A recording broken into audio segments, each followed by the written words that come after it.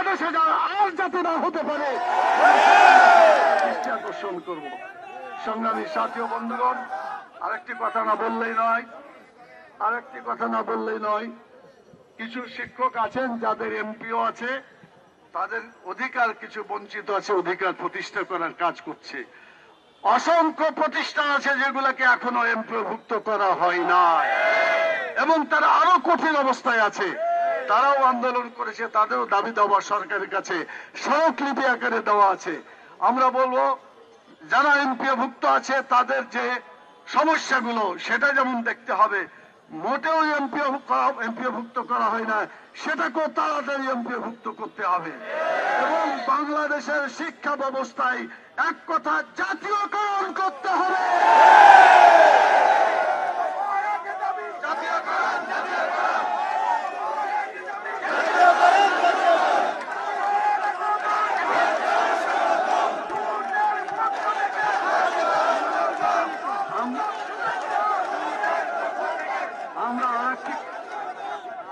আপনারা একটু কথা বলার সুযোগ দেন।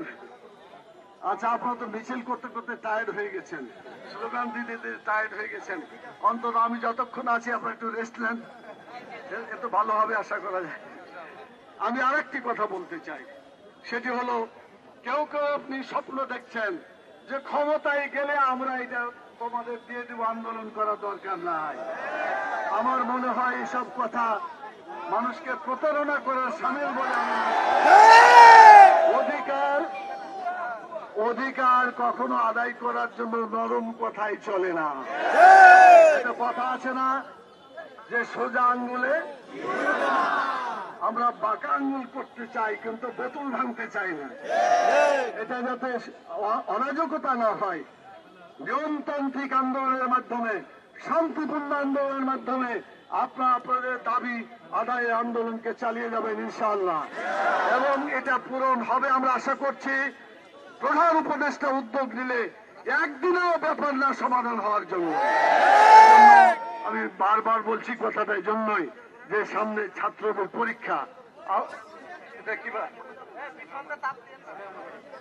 এটা অর্ধবার্ষিকী পরীক্ষা, এরপরে বার্ষিক পরীক্ষা, টেস্ট পরীক্ষা চলে আসছে। এই জন্য টেস্ট পরীক্ষা এবং বার্ষিক পরীক্ষার জন্য সময় খুবই কাছাকাছি। অতএব এই টেস্ট পরীক্ষা আসার আগেই সকল শিক্ষকের সমস্যার সমাধান করে তাদেরকে স্কুলে ফিরে যাওয়ার মতো পরিবেশ তৈরি করতে হবে। যদি না হয় তাহলে কোনো অবস্থায় আন্দোলন থামবে না। আন্দোলনের যারা আছেন সবাইকে বলবো, আপনারা প্রপার যোগাযোগ করেন। আমরা একটা দরখাস্ত দিয়েছি প্রধান উপদেষ্টা, সর্বদলীয় যারা শিক্ষক আন্দোলনে আছেন তাদের একটা সমন্বয়ে প্রধান উপদেষ্টার কাছে আমরা একটা দরখাস্ত দিয়েছি, কিন্তু এখন পর্যন্ত তার রিপ্লাই আমরা পাই নাই। আমরা দাবি করব, এই সব সমস্যাকে সামনে রেখে প্রধান উপদেষ্টা যদি শিক্ষকদের প্রতিনিধিদের মানে সমস্যার জন্য আলোচনা করেন, ইনশাআল্লাহ সুষ্ঠু সমাধান হয়ে যাবে ইনশাআল্লাহ। সেজন্য আমি সেটা সরকারকে দ্রুত বাস্তবায়ন করার আহ্বান জানিয়ে, আপনারা অনেকক্ষণ ধরে কষ্ট করছেন, দুপুরে অনেকের খাওয়া হয় নাই, অনেকে বিভিন্ন ভাবে আপনারা এখানে আছেন, কষ্ট করছেন। আমি আপনাদের কষ্টকে শ্রদ্ধা করছি। আল্লাহ তাআলা আপনাদের কষ্টকে লাঘব করুন এবং দ্রুত আপনারা ক্লাসরুমে ফিরে যেতে পারেন, এরকম পরিবেশ পরিস্থিতি সৃষ্টি করার তৌফিক আল্লাহ তাআলা দান করুন। যে সমস্ত রাজনৈতিক দল আছেন, ইতিমধ্যে কিছু রাজনৈতিক দলের নেতৃবৃন্দ এসেছেন, আমরাও আসছি, বাকি যারা আছেন সবাই ঐক্যবদ্ধভাবে এই আন্দোলনের প্রতি যদি একমত হন, ইনশাআল্লাহ এটা বাস্তবায়ন হতে মোটেই সময় লাগবে না ইনশাআল্লাহ।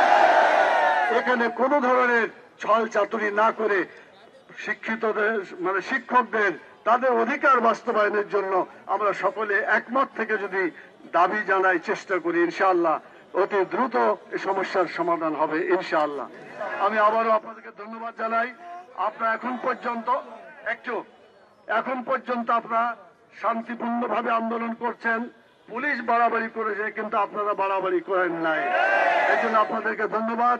এবং আমি বলি, আগামীতে এই ধরনের ঘটনা দ্বিতীয়বার যাতে আর না ঘটে, এবং তাড়াতাড়ি যাতে এই সমস্যার সমাধান হয়, উভয় পক্ষকে ভদ্র নম্র আচরণ করে, শান্তিপূর্ণ আচরণ করে, শান্তিপূর্ণভাবে আলোচনার মাধ্যমে সমস্যার সমাধান হোক, এটা আমরা চাই। আল্লাহর কাছে দোয়াও করি, আপনাদের সাথে আমরা আছি, ন্যায্য দাবির ব্যাপারে আমরা আপনাদের সাথে আছি এবং থাকবো। আমাদের আমিরে জামাত ডক্টর শফিকুর রহমান আপনাদের সালাম জানিয়েছেন এবং বলেছেন যাদের বৈধ অধিকার, যারা মজলুম, যারা বেঁচে থাকার জন্য চেষ্টা করছে, তারা সবাই যেন শান্তিপূর্ণভাবে তাদের দাবি পেশ করেন এবং আমরা যারা সরকারের সাথে আলাপ আলোচনা করার জায়গায় আছি, আমরা ইনশাআল্লাহ এই ব্যাপারে আলাপ আলোচনা করব ইনশাআল্লাহ। আশা করি দ্রুতই সমস্যার সমাধান হবে। যদি রাজনৈতিক দলগুলো ঐক্যবদ্ধ হয়, কেউ যদি ভিন্ন মত পোষণ করেন এবং এটা যদি দীর্ঘায়িত হয়, তাহলে তারাই দায়ী থাকবেন শিক্ষকদের কাছে। সেই জন্য আমরা পরিষ্কার করে বলতে চাই, স্কুল, কলেজ, মাদ্রাসা, যেখানে যত শিক্ষা প্রতিষ্ঠান আছে, সকল শিক্ষা প্রতিষ্ঠানের দাবিগুলা পরীক্ষা করে ন্যায্য এবং সঙ্গত দাবিগুলো অতি দ্রুত বাস্তবায়নের জন্য সরকার পদক্ষেপ নেবেন, এই আশাবাদ ব্যক্ত করে আপনাদেরকে অসংখ্য ধন্যবাদ জানিয়ে সরকারের গোয়েন্দা বাহিনী সহ যারা আছেন এখানে, তাদেরকে বলবো আজকে আমাদের এই রিপোর্টগুলো তাদেরকে পেশ করেন। খুব বেশি লম্বা হলে, দীর্ঘায়িত হলে পরিস্থিতি কোন দিকে যায় বলা যায় না। সেজন্য পরিস্থিতি অন্যদিকে যাওয়ার আগেই মেহরবানি করে আপনারা এই সমস্যার সমাধান করেন। আমরা শান্তিপূর্ণ জনগণ, শান্তিপূর্ণ বাংলাদেশের অধিবাসী, শান্তির সাথে আমরা কাজ করতে চাই। আর আমাদের বিরুদ্ধে যদি কোনো কিছু চক্রান্ত করা হয়, কি পরিণত হতে পারে 2024 সালের 5ই আগস্ট এদেশের জনগণ দেখিয়ে দিয়েছে। সেই জন্য ওই দৃষ্টিকে সামনে রেখে ভবিষ্যতে বাংলাদেশের সকল সমস্যার সমাধানের জন্য চেষ্টা করবেন। আমি এটা সকলের প্রতি আশাবাদ ব্যক্ত করে আপনাদেরকে অসংখ্য ধন্যবাদ জানিয়ে আমাকে আপনাদের মাঝে কিছু কথা বলার জন্য সুযোগ দেওয়ার জন্য ধন্যবাদ জানাই। ইতিমধ্যে বাংলাদেশ আদর্শ শিক্ষক ফেডারেশনের পক্ষ থেকে অনেক উপদেষ্টাকে আমরা দাবি দাওয়া দিয়েছি। আপনাদের অনেকের দাবি দাওয়া এখানে যুক্ত আছে, মাদ্রাসা আছে, স্কুলের আছে, প্রাইমারি স্কুল যারা বঞ্চিত এখন পর্যন্ত তাদের কোনো বেতন দেওয়া হয় না।